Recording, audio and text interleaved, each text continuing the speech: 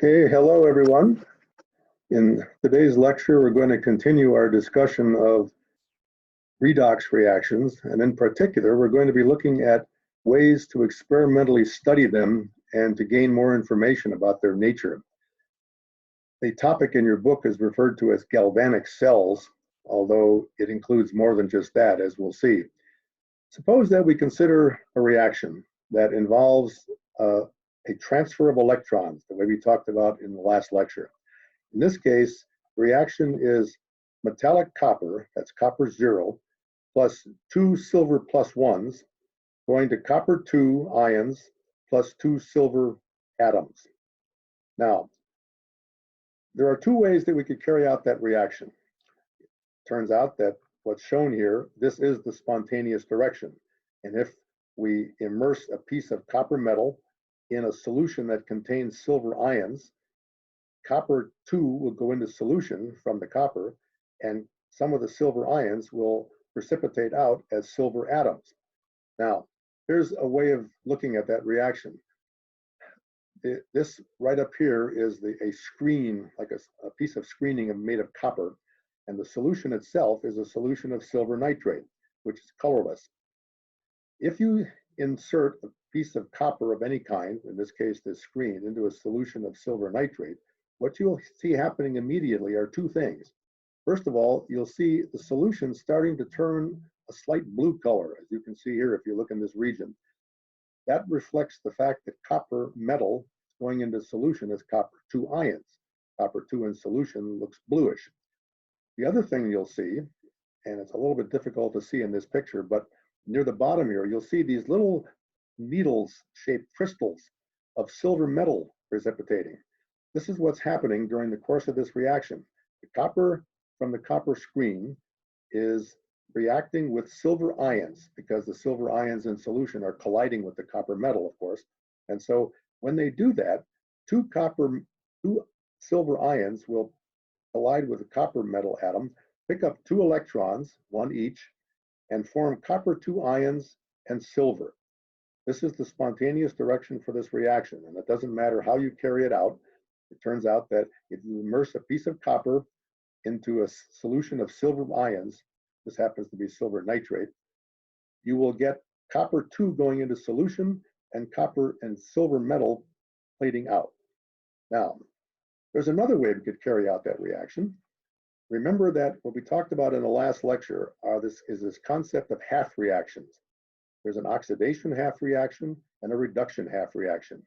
The oxidation half reaction in this case is copper 0, copper solid, going to copper 2. Each copper is going from an oxidation number of 0 to an oxidation number of +2. So that's an oxidation half reaction. The corresponding reduction half reaction are 2 silver plus ions, which have oxidation numbers of +1, going to 2 silver zeros, which of course has an oxidation number of 0. So what we could do experimentally is to take the oxidation half reaction, the copper 2, and separate it from the silver plus silver by putting those two reactions in 2 separate containers. And that's what this figure right here demonstrates. This solution on the left is a solution that contains copper 2 ions. It's a solution of copper sulfate with a piece of copper dipped into it like this. So there's no silver present here. This is just a piece of copper dipped into a solution of copper sulfate. So by itself, nothing would happen. The other beaker contains a solution of silver nitrate with a piece of silver dipped into it. That's this piece right here. Now, if you set up an apparatus like this and connect the 2 pieces of metal, the copper metal and the silver metal, through a voltmeter. Now, a voltmeter, remember, is a device which essentially has infinite resistance. So because of that, no current can actually flow, no electrons can actually transfer. But what it will show if you did this is a DC potential that is plus 0.43 volts. Now, what that represents, that voltage, is a potential that could force the reaction to occur.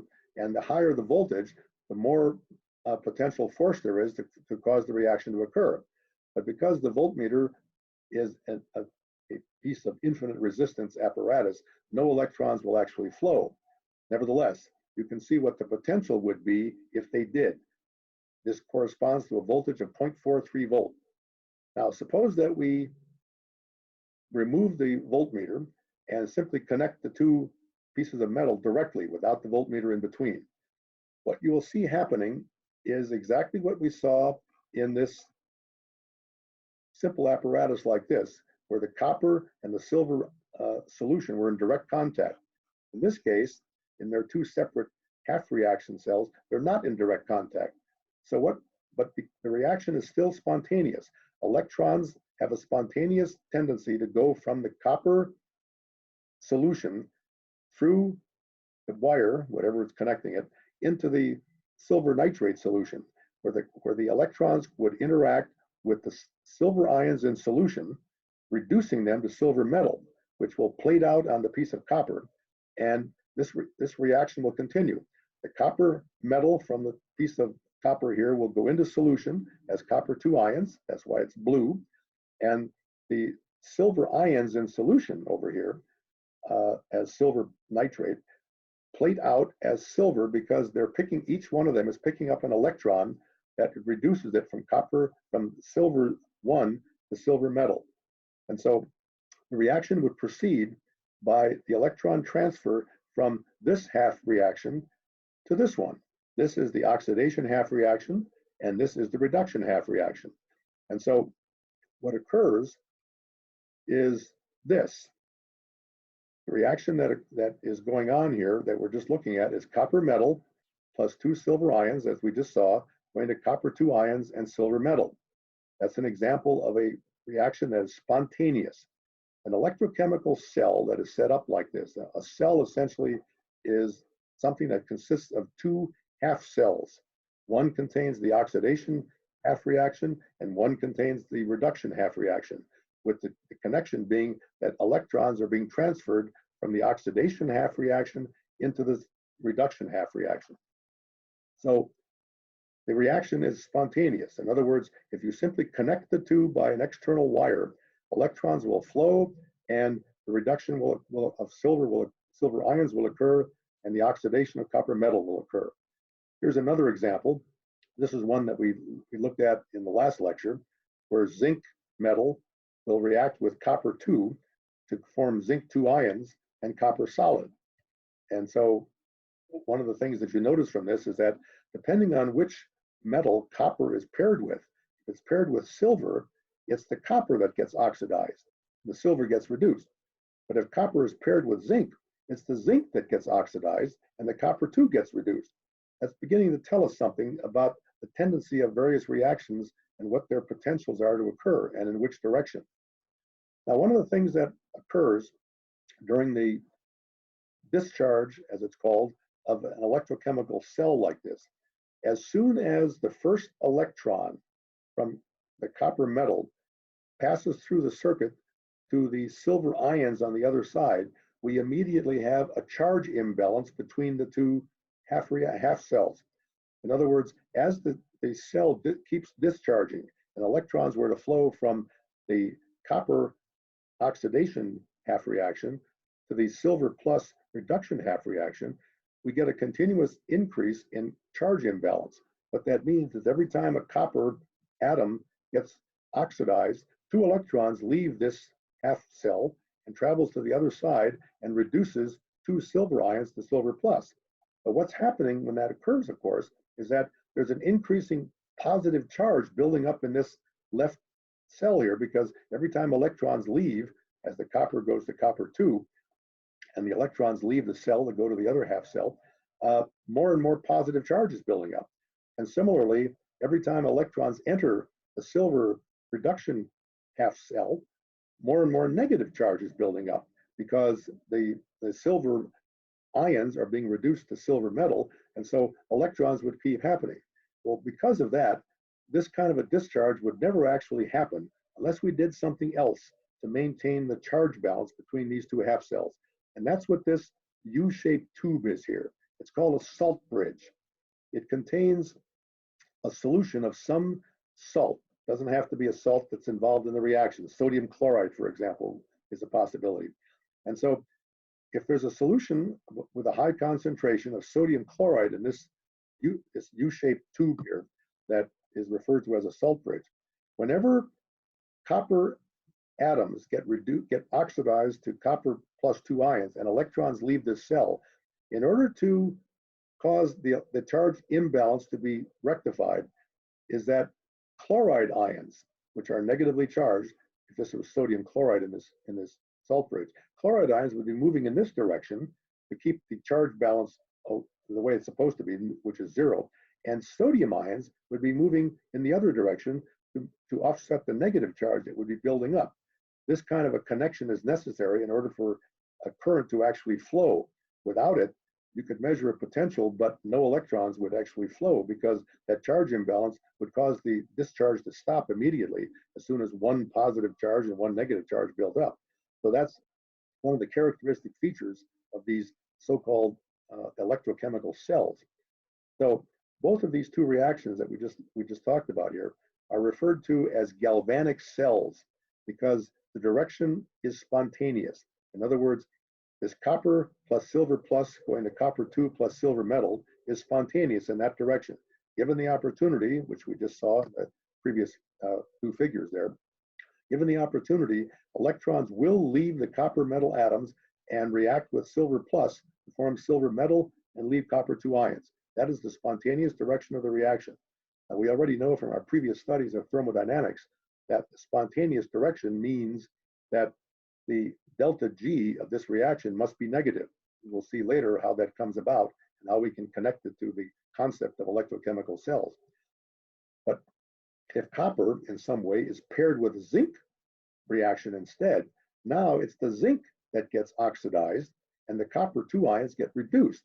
So as you can see from this simple introduction here, copper can act in two different ways depending on what other half reaction it's paired with. If it's paired with the silver plus silver half reaction, it's the copper that gets oxidized. If paired with the zinc 2 half reaction, it's the zinc that gets oxidized. And that's an important point because, as we'll see, this refers to what's called the spectrochemical series of half reactions like this. Now, it's possible, of course, to say, well, if this is the spontaneous direction, can I make it go in the opposite direction, the non-spontaneous direction? Well, yes, you can, but to do that, you have to apply source of energy. Typically, what that means is a source of external voltage that will force the reaction to go in the non-spontaneous direction in both of these two cases. A cell like that is referred to as an electrolytic cell. It could involve the same reactions, but now they're going in the non-spontaneous direction. We could do that for either of these two reactions that we just talked about by applying a sufficiently high potential from another voltage source to force the reactions to go backwards, so to speak. Another example of an electrolytic reaction is another one that is non-spontaneous. In other words, if hydrogen gas and chlorine gas were to react with a sodium hydroxide solution, it would spontaneously go to sodium chloride and water. Now, we can force it to go the opposite direction. Sodium chloride solution forming sodium hydroxide and hydrogen and chlorine gases. That's not the spontaneous direction. That's not what nature wants. But we can force it to do that by applying a sufficiently high potential to that combination of the two half reactions. In fact, this is the method that is used to manufacture chlorine gas and sodium hydroxide in industry, because chlorine in the form of chloride ions are so happy that in order to force them to give up an electron and go to chlorine gas, it takes a lot of energy. And in fact, it's one of the main consumptions of energy in the inorganic chemical industry. Now, as we've just talked about them, for these redox reactions, there are two methods: either direct contact, which is what we saw in this example up here, right, where we simply put the copper right in contact with the silver nitrate solution. The reaction will occur in the spontaneous direction. In this case, it's not possible to make it go in the opposite direction because the two reactants are in direct contact, copper and the silver ions. The other way we can carry out the reaction is, as we've just seen, in an electrochemical cell, which consists of two half cells, each of which has one of the two half reactions. And so these are the two methods of reaction that I've listed here. One is the direct contacts. The other one is called the separated half cells. Now, what's important about this, as we'll see a little bit later, is this. When the two reactants are in direct contact, and it's not possible to have the electron transfer go through an external circuit and do work, you can get no electrical work out of that kind of a discharge. The reactants will simply react until one of them is gone, and no electrical work can be derived. But very importantly, when the two half reactions are separated in two half cells, and the reactants want to undergo, they spontaneously want to undergo this electron transfer, but we force the electron transfer to occur through an external circuit. Now we can get some electrical work out of it, depending on what we put in that circuit. So far, all we've talked about is that voltmeter, but we'll talk about some other things in a few minutes. So the occurrence of this external circuit for letting the electrons do what they spontaneously want to do, we can make them do some work while they're in that external circuit. In this case, we could, for example, instead of the voltmeter, we could put something else in here, like a little light bulb or a little electric motor that will be driven by the electrons that are spontaneously transferring from one half cell to the other. And that's not possible when they're in direct contact, of course. Now, we talked now about the idea of having to maintain electrical neutrality, and that's what the salt bridge is for. It's important to keep in mind the difference between potential difference, that's the voltage, and the current. As long as there's no electrons flowing, in other words, if we have a apparatus like this, where we've got this infinite resistance voltmeter here, which can measure the potential difference between the two half cells, and therefore the driving potential for the reaction to occur, but it's not occurring because the resistance here in the voltmeter is infinite, so no electrons can transfer. But if they do transfer, now a current will be set up. Electrons will actually be transferring from one half reaction to the other.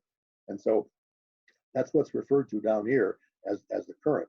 So what occurs is this. Here's another depiction of this copper and silver combination that we've been talking about, where we've got a solution here of copper nitrate and a solution of silver nitrate. In this case, there's a copper electrode, as it's called, dipped into this solution of copper nitrate, and there's a silver electrode, as it's called, dipped into this solution of silver nitrate. And so, given the opportunity, electrons, as we've said, will spontaneously want to transfer from the copper half reaction to the silver half reaction. So the copper gets oxidized, forming copper 2, and that's why they're kind of exaggerating here and showing how the copper electrode is disappearing, because the copper metal is reacting to form copper 2. What you would actually find, of course, experimentally, if you ran this and allowed the reaction to proceed, is that the solution here would get darker and darker blue as more and more copper 2 ions went into solution. On the other side, what happens is that the silver plus ions, which are constantly in solution colliding with the silver electrode here, the electrons are coming from the copper side over to the silver side. And because of that, silver ions that are continuously colliding with this piece of silver electrode here will be picking up those electrons and forming silver metal, which deposits on the electrode. And that's why, again, they exaggerated here by showing how the electrode is getting larger because of this deposition. This then is the salt bridge. As copper metal is oxidizing to copper 2 ions, electrons are leaving the copper half reaction cell, which is called the anode. The anode is the electrode at which oxidation is occurring. I'll come back to that in a few minutes as well. But as the copper is oxidizing, the positive charge is building up over, or it would build up. It wouldn't actually happen without the salt bridge, but positive charge would be building up. And so in this salt bridge, which in this case they show it as sodium nitrate as the salt bridge, what happens is nitrate ions are constantly moving to the left to neutralize what would be the positive charge building up, and sodium ions are constantly moving to the right, which will neutralize the negative charge that would be building up over here. Now, through this circuit then, in this case now it shows it with an ammeter, not a voltmeter. An ammeter is something with essentially zero resistance intentionally, because what it does is it doesn't impede the flow of electrons, which is what we call a current, of course. And so the electrons are flowing from the copper side, from the anode, through the ammeter and into the cathode, which is the electrode at which reduction occurs. What you would see on the ammeter is a reading. This little needle is trying to show this here. It's a reading that gives the current in amperes. Now, an ampere is a coulomb per second, and that's what you have to be able to take into account. We'll talk about that a little bit later. Now, in this salt bridge, in order to keep the sodium nitrate solution from mixing with the two separate solutions here, there's a porous plug of some kind that's put in to keep the solutions from actually mixing. The ions can go back and forth, but solutions themselves don't actually intermingle.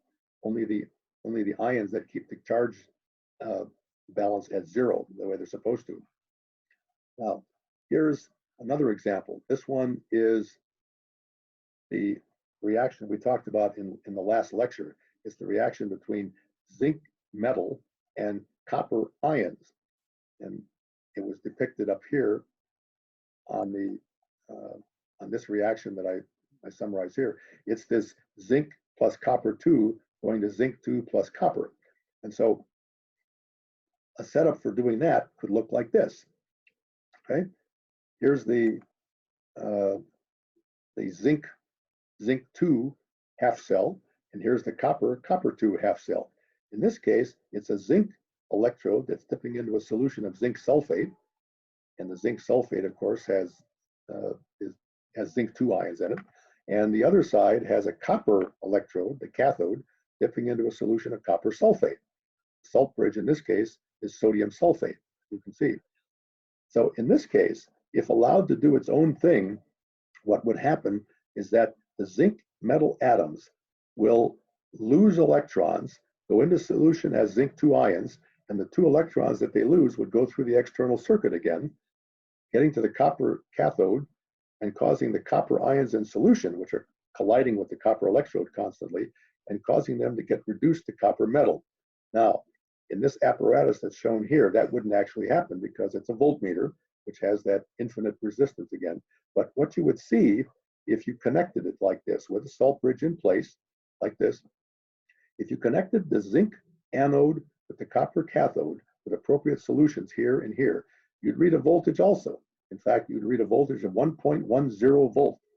Now, that means, compared to that copper-silver combination, which was a voltage of only 0.46, it means that this zinc-copper reaction has a higher tendency to occur. As we'll see, what that means is that it has a more negative delta G. In other words, the equilibrium constant is even larger than the other reaction that we talked about. So what's occurring here in this overall cell then is that the zinc solid is reacting to form zinc 2 by giving up electrons, which pass through the external circuit, 2 electrons each. And in the reduction half cell, the copper is acquiring electrons to form copper solid. And so if we replace this voltmeter with an ammeter, like on the previous figure, we would see a current flowing. We'd see a current that depends on a variety of factors like the concentration and what the temperature is and so on. But basically, you would see a current flowing from this cell, and it would be spontaneous. In other words, all you have to do is to provide a pathway externally, and electrons will flow, which means, again, I could get some, because the electrons are wanting to do this, ascribing human characteristics to them, because the electrons have a tendency to do this, we can make them pass through some device that we can get something useful out of, like a light bulb or a motor or something else that is driven by electricity. So this salt bridge that we just talked about is a cumbersome apparatus. Here's what a small schematic of what we just looked at for those 2 previous figures. Here's the salt bridge, and here is the zinc solution, and here's the copper solution. And yes, this will work, as we just talked about, but setting it up experimentally is kind of a pain because keeping this salt bridge properly separated like this is a bit of a chore, and having to put those plugs in there and keep the solutions from mixing together here and over here and so on. So another way to do this, which works just as well, but it's much less cumbersome, is to use what's called an H cell.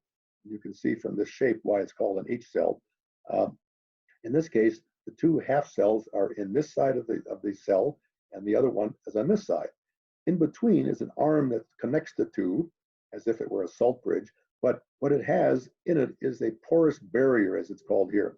And what that usually consists of is a very finely porous glass.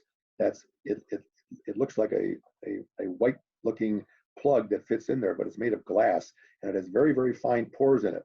So it allows it allows ions to pass through, but very, very slowly, just enough to keep the charge balance at zero on both sides, like it should be. And so just experimentally, this kind of a cell is a lot easier to use than the one with the salt bridge. When you, in the lab for this course, what you're going to do, one of the experiments is you're going to set up your own little electrochemical cell like this, but you're going to use, instead of a salt bridge, you're going to use a piece of twine, a thread that's been soaked in a salt solution. And it works actually very well, as you'll see when you carry out the experiment. And that's what will allow you to measure the voltage from the reaction. Here's another example of this zinc copper cell. It's just another picture of it that shows the same thing with the zinc solution over here, the zinc sulfate, the copper sulfate with a zinc electrode, the anode over here, and the copper cathode over here. Here's that 1.10 volts I was talking about, and there's the salt bridge. The reason that we talk about this at a little more length is that it's referred to as the Daniel cell. It was, and the reason for that is that it was first developed by a Frenchman named Daniel, and it was used for many years, starting from the 19th century, as a standard of comparison, because the voltage was well known, and you could compare this cell to other ones and see what the voltage differences were. So the so-called Daniel cell got used for a lot of things, and that's why it has its own name. Most such combinations don't have their own name. Now, what we've been talking about will cause us to introduce some more terminology, electrochemical cell terminology. As I've mentioned already, of the two electrodes that are in any full cell that consists of two half cells, the anode is the electrode at which oxidation occurs, which means electrons are released at that electrode, and that means that the oxidation number of something, in the case we just looked at, the zinc oxidation number, is increasing from 0 to 2.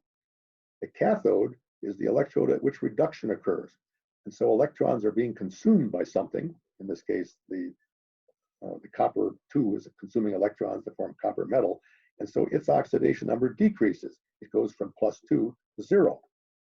Now, it's possible to write these reactions out that we just looked at in these two previous figures, but there is a standard cell notation that is universally used to depict an electrochemical cell without having to write out all the reactions. And it's shown here. I put this down as one example. It's the copper-silver combination. And the logic is hopefully obvious. As you read across this designation here, what you're looking at is the actual direction of the reaction. That's why I wrote this word reaction up here. The copper anode, which is where oxidation occurs, it exists as a piece of copper, a solid. And this single vertical line represents the metal solution interface. In other words, it's simply the surface of the piece of copper. Then the double vertical line represents the salt bridge. The other half cell contains the silver dipped in a solution of silver plus, and this vertical line again represents the surface of the silver electrode, that's the interface, and the silver itself is the cathode. And so as you read this, you can simply see that the copper is going to copper 2, and the silver plus is going to silver. So as you read across this notation, it's the oxidation half reaction that's shown on the left side, and the reduction half reaction on the right.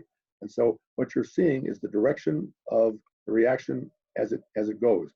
You have copper going to copper 2, and silver plus going to silver. And for a spontaneous direction like this, the potential you read will be greater than 0. That's an important point that we'll be coming back to in a little bit.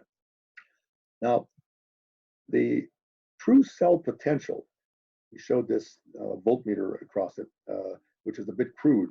The true cell potential can only be determined at zero load. That means I is a symbol for current. This is supposed to be an I here, not an L or a 1, where the current is 0. And so the reason why you can't simply put a voltmeter across there is that there will always be a small leakage of current. And so the cell potential you read might not be exactly correct. And so the way that it's done is to set up a apparatus like this, where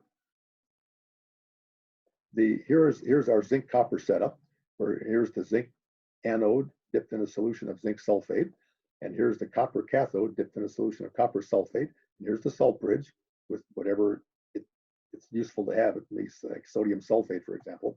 And here's the way to measure the actual voltage accurately. What you do is you set this current, this external circuit up containing an ammeter and a source of voltage. This is not a voltmeter. It's something that provides a voltage. It's like a variable voltage battery, if you will, where you can actually apply a voltage from 0 up to whatever voltage the instrument is capable of doing. And so what you do is you set this up, and initially, when you set it up and no voltage has been applied here, the current will be reading whatever the current is. The cell is discharging. What you do is you slowly increase this voltage on this little knob here. You slowly increase the voltage to essentially make the transfer more and more difficult until eventually you get to a voltage here where the current is exactly 0. Now, whatever voltage it took to cause that to happen, that is the true cell potential. And so this is the way that such cell potentials are measured, rather than simply connecting the two by a voltmeter. You set up an ammeter so you can accurately tell when the actual current is 0, and the voltage at that point that you've applied is the cell potential. And that's how cell potentials are normally measured with some accuracy. Now here's where we get to the important connection between this electrochemical cell and thermodynamics, because that's one of the bases of this. Electrochemical cells are nothing more than another example of a chemical reaction which has a delta G, it has a delta H, it has a delta S. What we can do is to make a connection between the cell potential and the Gibbs free energy. And that's the key connection between the electrochemical cell and thermodynamics, because there is a connection between the cell potential and the free energy. Remember that as a reaction becomes thermodynamically more spontaneous, more favorable, the Gibbs energy is lower and lower. Well, the same thing is true for the cell potential. The more spontaneous the reaction is, the more tendency it has to occur spontaneously, the higher will be the cell potential, the voltage that you measure. And so there's a connection between the two. What we need is the proportionality constant. That's what we're going to talk about now. Now, just as the standard delta G, remember that little superscript 0 means standard conditions. For what we talked about earlier in the semester about thermodynamics, we dealt a lot with reactions involving gases. And so the little superscript 0 means a pressure of 1 bar, or virtually 1 atmosphere. But for solutions, remember that the standard conditions are 1 molar. And as I mentioned several times, that was a poor choice way back when they did it, because solutions don't behave very ideally under those conditions, but nevertheless, that's what it is. And so when you see a delta G0 for an electrochemical cell or electrochemical redox reaction, it means that the ions in solution are there with a concentration of 1 molar. And if there are any gases involved, which we haven't talked about yet, if any gases are involved, their pressure must be 1 atmosphere. So as I've said, just as the standard Gibbs energy, the delta G standard Gibbs energy is a measure of the spontaneity of a chemical reaction at constant temperature and pressure, so also is the electrochemical cell potential. The higher the cell potential, the higher the positive cell potential, the more favorable the reaction is. And so that must mean that the more negative the delta G is. So the relationship is like this. For the standard molar Gibbs free energy, delta G of reaction super 0, that corresponds to what we will refer to as the standard cell potential. That means the cell potential when everything is at standard conditions, 1 molar concentrations and 1 atmosphere gas pressure. Away from standard conditions, the delta G is not delta G super zero anymore because the conditions may be different than standard. And when that's true, so also is the cell potential. It's no longer the standard cell potential either. The connection here is an important one. It turns out that from the standpoint of units, 1 volt coulomb, a volt times a coulomb, is equal to 1 joule, which means that we can express delta G in joules as we're used to doing. But the cell potential that is proportional to it cannot be just voltage. It must take into account the charge that's being transferred in coulombs. A volt times a coulomb is equal to a joule. Look it up, it's true. At equilibrium, just as we've seen for other reactions, as we've been going through this, when we talked about thermodynamics, at equilibrium, the Gibbs energy, the standard Gibbs energy remains the same, but the actual Gibbs energy decreases with discharge of the reaction, and the Gibbs energy, the standard Gibbs energy, gets lower and lower and lower until eventually it reaches equilibrium. At that point, as we've seen before, delta G is 0. Well, by analogy, the same thing is true for the cell potential. At standard conditions, it is the standard potential. But as the cell discharges, as the reaction proceeds toward equilibrium, just as the delta G is getting less and less, so also is the voltage. The voltage is approaching 0. And at equilibrium, when an electrochemical cell has completely discharged and has reached equilibrium, the delta G is 0, and the energy, the cell potential has reached 0 as well. And so, as I've just said, when all components are in their standard states, then the cell potential is the standard cell potential, and the delta G of reaction is the standard delta G of reaction. We talked about that concept earlier in the semester. So now, here's where we put the two together. Recall that the delta G of reaction represents the maximum amount of non-expansion work that's available in a system. You can go back and look at in your textbook and look at some of your notes as well. Constant temperature and pressure. What delta G represents, and that's the reason why it's called the free energy. Remember that delta G is delta H minus T delta S, where the delta H is the enthalpy change, and the T delta S is the temperature times the entropy change. The delta H represents the energy transfer. The T delta S, remember, represents the energy that's expended, because T delta S has energy units. It represents the energy that was expended in increasing the entropy of the universe. So the difference between the two is what's kind of left over as free energy, which is why it's called that. That free energy, and remember that the expansion work, pressure volume expansion work, is taken into account already in the delta H. And so the delta G, remember, represented the energy that's free to do other work other than gas expansion and increasing the entropy of the universe.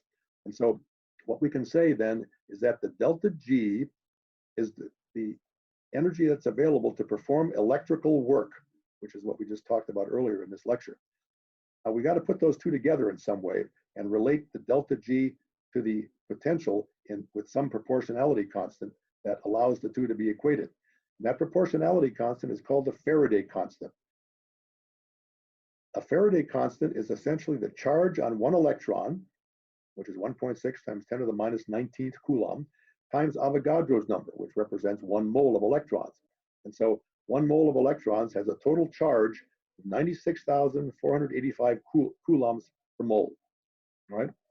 So if n, little n, is the number of moles, then the delta G, because this becomes F, and very often this F is not written as a simple capital letter, it's written as a script capital F, but we'll just write it as a capital F like this. So the delta G now is minus n, the number of moles of electrons that are being transferred, times the Faraday constant, times the cell potential. This is how we connect the cell potential and the Gibbs energy. And that's what's the important, that's what the important connection is between the cell potential and the Gibbs energy. So we've now connected the cell potential to a well-known thermodynamic quantity. And as we can see, the cell potential essentially represents, in combination with the Faraday constant, it essentially represents the energy that's available to perform electrical work. So the higher that E is, the more work that can be performed. you can see that delta G is equal to minus NFE. So the larger E is, the more negative delta G is, which means it has a higher and higher equilibrium constant, as we've seen. So if the cell potential is greater than 0, then delta G is less than 0, as we've just seen up here. And the reaction is spontaneous in the direction written. But if the measured cell potential is less than 0, then the Gibbs energy change is greater than 0, and the reaction is spontaneous in the opposite direction from that written. We'll be coming back to that more later when we talk about individual cell, half cell potentials and so on. So the electrical work that can be performed is equal to the maximum possible that can be performed only if the cell operates reversibly. And that comes back to this thermodynamic quantity we talked about before. Reversible reaction is one that occurs infinitely slowly. So just as we talked about for gas expansions that occur reversibly, and that's the way to get the maximum work out of a gas expansion, they have to occur infinitely slowly. So in fact, they're not possible in practice. And so the amount of electrical work that we can get from an electrochemical cell discharging is equal to the maximum possible only if the cell operates reversibly. In other words, there's no current. So it's kind of a betwixt and between. You can get the maximum work, but only if you do no work because the current is 0. Well, under those conditions, when the current is 0, the potential is referred to as the electromotive force, or EMF. If the current that is occurring is greater than 0, in other words, that there is a current flow, now the potential is less than the EMF. The potential you measure is correct, but it's not the maximum the maximum work that could be possible. That's only possible if the discharge occurred reversibly, which means it would take an infinite length of time. So you can see this connection here between the thermodynamic concept of reversibility for both gas expansions that we talked about earlier in the semester and the discharge of an electrochemical cell, which is basically a reaction occurring in the spontaneous direction. But in order to get the most work out of it, the maximum possible, it has to occur infinitely slowly. So we can finally come to summarizing what I just talked about up here, that when all chemical components are in their standard states, 1 atmosphere pressure for gases, 1 molar concentration for ions, the standard delta G0 reaction is equal to minus NFE0, where E0 is the standard electrochemical potential between the two half reactions. And this is a very important relationship. That's why I've got this box drawn around it here. As you'll see when you do some of the homework problems, you'll be using this relationship a lot. So finally, we can kind of summarize what we've just been talking about here. This is a diagram that's similar to ones we looked at earlier in the semester when we talked about reactions occurring and what effect it has on the Gibbs energy and how the Gibbs energy changes with reaction.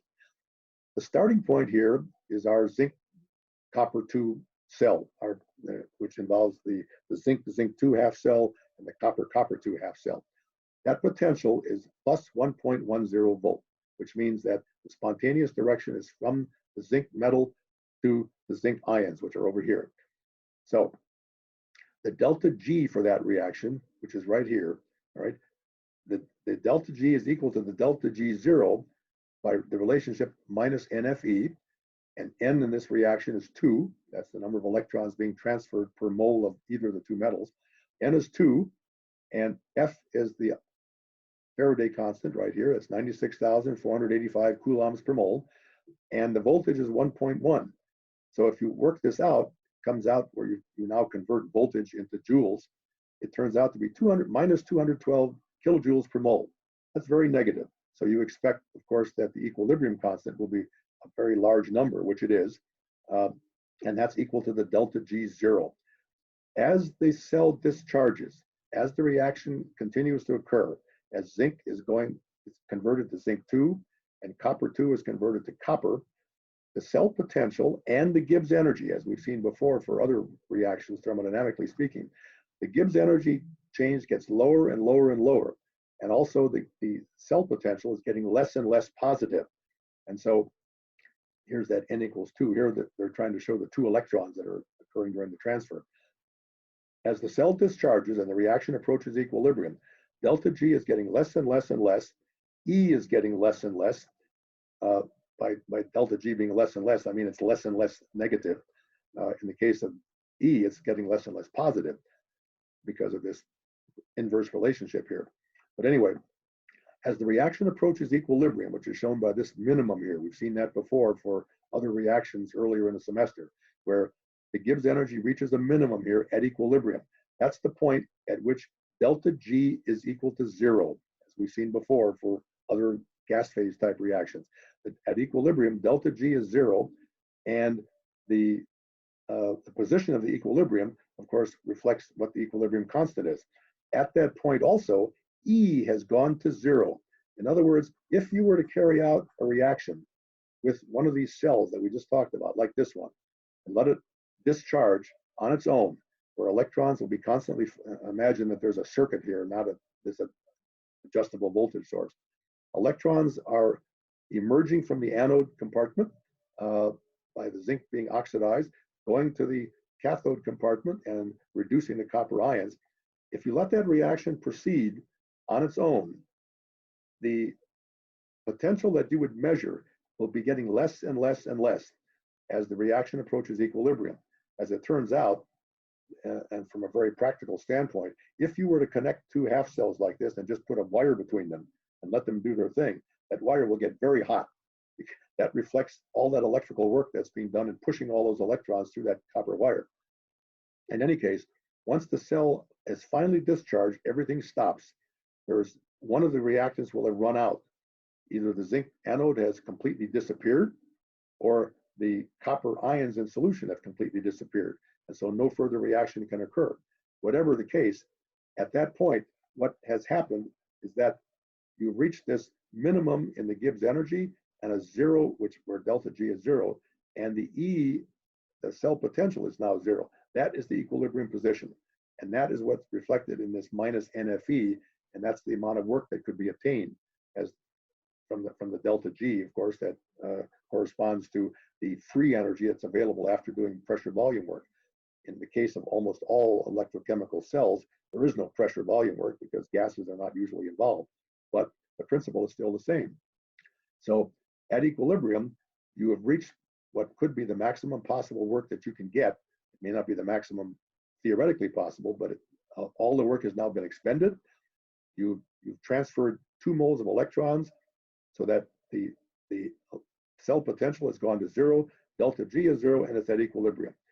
As it turns out, for this particular reaction with a delta G 0 minus 212 kilojoules per mole, if you work it out and get the equilibrium constant, delta G equals minus nRT ln K, you'll find that the equilibrium constant is very, very large, many orders of magnitude large. And so this minimum, as I've mentioned several times earlier in the semester, this minimum will be virtually over here on this vertical axis. You wouldn't even see a distinguishable minimum. It would go from here all the way over to here. But for illustrative purposes, they've shown it as an observable minimum. But for most reactions, for many reactions, the equilibrium constant is either way over here or it's way over here. Nevertheless, but you can see the connection here between what we talked about earlier in the semester for the thermodynamics of reactions in general. As a reaction proceeds and approaches equilibrium, the Gibbs energy, the delta G, is getting less and less until it reaches 0 at equilibrium. And in the case of a redox reaction in an electrochemical cell, the original cell potential, if everything's at standard conditions, of 1.1 volts will decrease until eventually it becomes 0. And now the system is at equilibrium, no further reaction will occur, and the work that's possible has been done. It may not be the maximum because, of course, it didn't occur reversibly at infinitely slow speeds. So in the next lecture, we'll be talking more about how to determine these cell potentials and how the cell potentials of individual half reactions can be tabulated. And that's what makes them useful for determining the overall cell potential. So we'll talk about that in the next lecture.